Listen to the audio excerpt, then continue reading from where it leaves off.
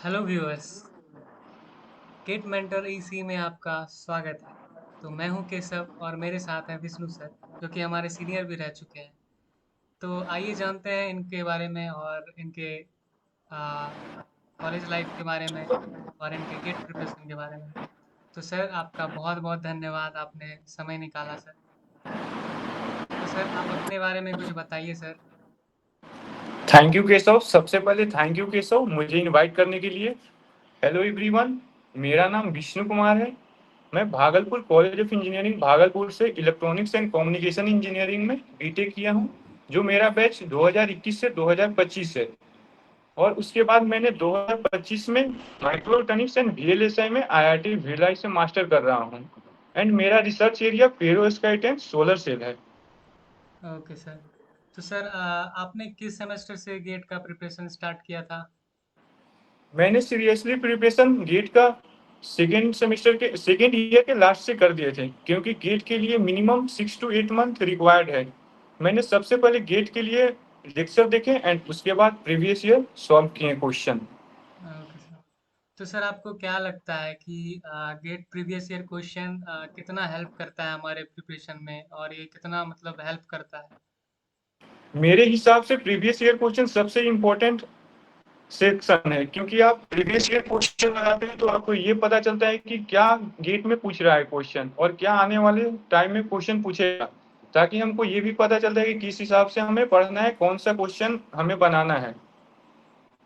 सो तो gate preparation में सबसे ज़्यादा इम्पोर्टेंट क्या है सर, कि लेक्चर देखना या फिर क्वेश्चन प्रैक्टिस करना? मेरे हिसाब से सबसे ज़्यादा इम्पोर्टेंट दोनों है, क्योंकि अगर आपका कंसेप्ट ही क्लियर नहीं है तो आप क्या कर सकते हैं। सबसे पहले आप कंसेप्ट क्लियर करें और उसके बाद आप प्रीवियस ईयर लगाएं। लेकिन लास्ट का जो मंथ 2 and 3 मंथ रहता है उसमें आप previous year plus mock test plus revision, ये तीनों सबसे अच्छे से करें ताकि आपके अच्छे से अच्छे रैंक आ सके। Okay sir. तो सर, क्या मतलब आप बताइए कि कैसा रहता है आईआईटी का लाइफ, क्या रहता है प्लेसमेंट, क्या फीस स्ट्रक्चर रहता है? आईआईटी का लाइफ बहुत अच्छा होता है, क्योंकि अगर आप tyre second tyre third college से हैं तो आपके लिए बहुत अच्छा लाइफ है, क्योंकि यहाँ पर हमें ये भी मालूम चलता है कि सिर्फ पढ़ाई ही नहीं होता है, क्योंकि यहाँ क्लब होता है, डांसिंग होता है। आप अगर उसमें भी आपको पार्टिसिपेट करना है तो आप जा सकते हैं। एंड और भी तरह का कुछ कुछ हमेशा आईआईटी में होता ही रहता है। और यहाँ का फीस स्ट्रक्चर है कि अगर आप जिस समय एडमिशन लेते हैं उस समय 87,000 आपको पे करना है, और उसमें से कुछ अमाउंट आपको रिफंड कर दिया जाता है जब आपका यहाँ से डिग्री कंप्लीट हो जाएगा तब। यस। और उसके बाद आप सेकेंड सेमेस्टर से 65 पे कर सकते हैं सेकेंड थर्ड एंड फोर्थ के लिए। तो सर, क्या फर्स्ट सेमेस्टर से हॉस्टल अलॉट होता है सबको, या फिर बाद में बाहर रहना पड़ता है? ऐसा नहीं, कुछ? आईआईटी भिलाई में आपको जैसे ही आप एडमिशन लेते हैं फर्स्ट सेमेस्टर में यहाँ हॉस्टल मिल जाता है। और यहाँ सबसे अच्छी बात यह है कि हॉस्टल का लाइफ बहुत ही अच्छे है। जैसे आप देख सकते हैं अभी हम हॉस्टल में ही हैं, और यहाँ यहाँ हॉस्टल में एसी का भी सुविधा मिलाता है। सर, कैसा रहता है मेस वेस का खाना? मेस का भी खाना नॉर्मल ही अच्छा ही रहता है, ऐसे पूरा खराब ही नहीं कर सकते हैं, लेकिन अच्छा खाना रहता है और हॉस्टल लाइफ भी शानदार है यहाँ। तो सर, आईआईटी भिलाई का क्या रहता है प्लेसमेंट क्राइटेरिया, मतलब प्लेसमेंट रिकॉर्ड क्या रहता है, कितनी कंपनियां आती है और कितने बच्चे को लेती है मोस्टली वीएलएसआई सब में? देखिए, ज़्यादातर तो यहाँ प्लेसमेंट अच्छा ही है। सीएससी डीएस का प्लेसमेंट यहाँ पर शानदार है। ज़्यादातर बच्चा का प्लेसमेंट हो जाता है, और कोई बच्चा का प्लेसमेंट अगर आपका नहीं दिख रहा होगा तो वो हायर स्टडी के लिए जाते हैं, या फिर कोई गवर्नमेंट एग्जाम का तैयारी कर रहे हैं वो उसके लिए भी जाते हैं।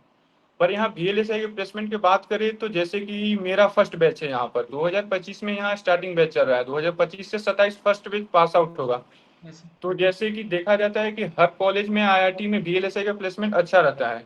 उस समय पूरा हमको विश्वास है कि यहाँ भी वैसे ही प्लेसमेंट शानदार रहेगा। अभी कुछ कंपनी आ रही है, जैसे हाल ही में इन्फोसिस आया है, और मेरा प्लेसमेंट कोऑर्डिनेटर जो प्रोफेसर है वो मेल किए हैं क्वालकॉम एनवीडिया को कि आप आइए, मेरा भी कॉलेज में वीएलएसआई का ब्रांच स्टार्ट हो गया है। तो हमें पूरा विश्वास है कि नवंबर दिसंबर तक वो भी कंपनी आएगी। तो सर, क्या रहता है परसेंटेज ऑफ प्लेसमेंट, कितने लड़के प्लेस्ड हो जाते हैं? देखिए, यहाँ प्लेसमेंट लेने के लिए आपको मिनिमम 7+ जीपीए रहना चाहिए। और जैसे अब बताएं कि वीएलएसआई का फर्स्ट बैच है तो इसका तो अभी रेशियो निकला ही नहीं है, लेकिन डीएस सीएस का प्लेसमेंट शानदार है। मिनिमम 80 to 90% प्लेस है यहाँ पर स्टूडेंट।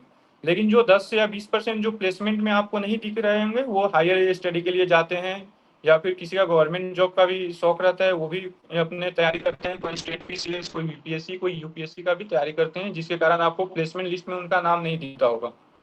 ओके सर, तो मतलब हाईएस्ट क्या रहता है पैकेज, मीडियम पैकेज और लो पैकेज क्या रहता है? देखिए, एवरेज यहाँ पर पैकेज मिनिमम 18 से 20 लाख एवरेज पैकेज है। और वो ब्रांच बाय ब्रांच से आप पर डिपेंड करता है। जैसे आप मैकेनिकल में तो थोड़ा बहुत मान सकते हैं कि कम होता है, पर होता है वहाँ भी प्लेसमेंट।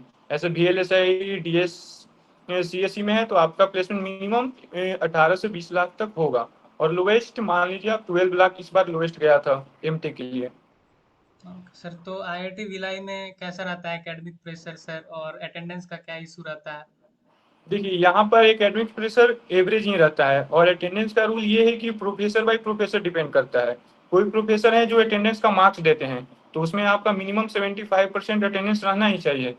एंड कोई प्रोफेसर है जो अटेंडेंस का मार्क्स नहीं देते हैं, पर उसमें भी जाना है आपको। अटेंडेंस यहाँ मिनिमम 75 चाहिए, क्योंकि कभी भी आपका मॉक टेस्ट हो सकता है, और उसमें आपका नंबर जितना आएगा वो इंड एंड मीट के लास्ट में आपका मार्क्स में ऐड होगा। ओके सर, तो सर कोई बच्चा अगर चाहता हो कि कॉलेज जाने के बाद कोई गवर्नमेंट एग्जाम या फिर कोई भी अलग एग्जाम का तैयारी करने के लिए, तो सर क्या टाइम मिल पाता है इन सब चीज़ों के लिए?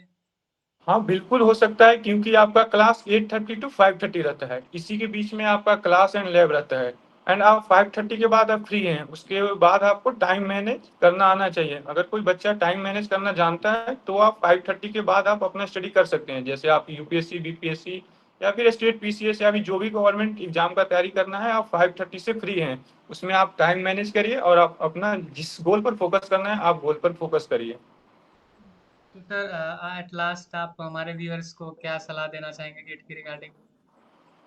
मैं बस इतना ही बोलना चाहूंगा कि गेट एग्जाम एक एग्जाम नहीं है, क्योंकि अगर आप टायर थर्ड या टायर सेकंड कॉलेज से हैं तो उनके लिए बहुत इंपॉर्टेंट है, जिसके आईआईटी का सपना भी आपको पूरा होता है। अगर आप टायर थर्ड कॉलेज से हैं तो आप गेट का एग्जाम का तैयारी करिए, और आप PSU, IIT, NIT में भी डायरेक्ट आप जा सकते हैं। Okay sir, thank you sir for joining us and wish you very best for your future. Thank you Keshav, मुझे इनवाइट करने के लिए। मुझे बहुत अच्छा लगा कि तुम्हारे चैनल पर मैंने अपने गेट का प्रिपरेशन के बारे में बताएं। और उन लोगों को हम थैंक यू बोलना चाहेंगे जो फ्यूचर में गेट का प्रिपरेशन करना चाहते हैं। कीप लर्निंग, गोल पर फोकस करिए, आप तैयारी करिए, आपका सिलेक्शन होगा ही होगा। Thank you sir. Thank you.